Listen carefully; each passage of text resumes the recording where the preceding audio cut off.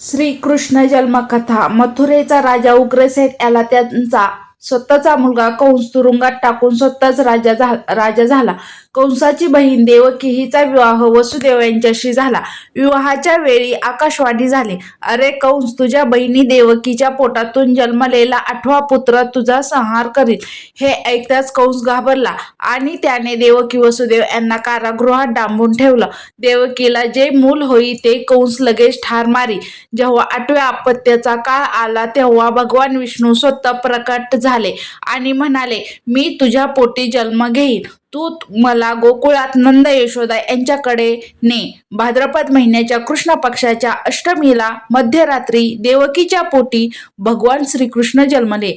त्याच वेळी कारागृहातील साखळ्या तुटल्या, दारं आपोआप उघडली. वासुदेवांनी बाळाला एका टोपलीत ठेवून यमुना नदी पार केली व गोकुळात नंद यशोदा यांच्या घरी पोचवून त्यांची कन्या घेऊन परतले.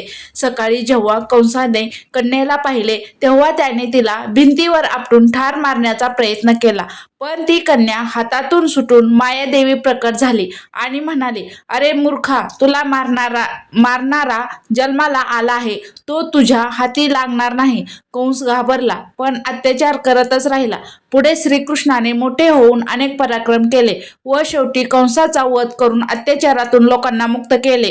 अशाच नवनवीन कथा ऐकण्यासाठी आपल्या चॅनलला लाईक, शेअर आणि सबस्क्राईब करा. Bye bye.